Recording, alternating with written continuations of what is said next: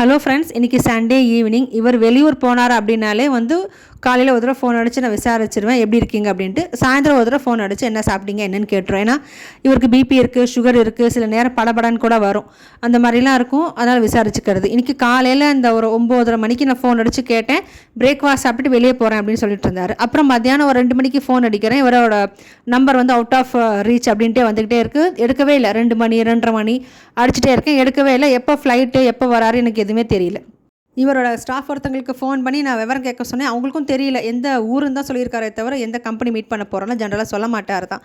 So யோசனையாகவே இருந்தது. ஒரு 3:30 மணி கிட்டே இருக்கும். பையன் வீடியோ கால் போட்டு காமிச்சான். அம்மா இங்கே பாரு, அப்பா எங்கள் வீட்டுக்கு வந்திருக்கா, அப்பா இங்கே இருக்கா அப்படின்னு சொல்லிட்டு பையனையும் மருமகளையும் பார்க்க ஸ்நாக்ஸு ஸ்வீட்ஸு இதெல்லாம் வாங்கிட்டு போயிருக்கார். இன்றைக்கி மீட்டிங்லாம் எதுவுமே கிடையாது. இன்றைக்கி அவங்கள மீட் பண்ண போகணும் அப்படின்னு சொல்லிட்டு தான் இன்றைக்கி காலையிலே கிளம்பிட்டார். அவர் ஸ்டே பண்ண ஹோட்டலுக்கும் எங்கள் பையன் இருக்கிற வீட்டுக்கும் ஒரு 4.5 hours ட்ராவல் டைம்.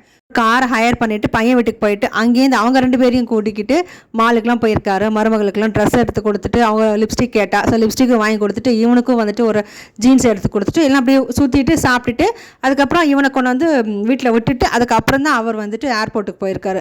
வீட்டுக்கு வேணுங்கிற சாமான்லாம் எவ்வளோ அழகாக அவன் வாங்கி போட்டிருக்கான் அப்படின்னு சொல்லிட்டு பெருமையாக சொல்லிட்டு இருந்தார்.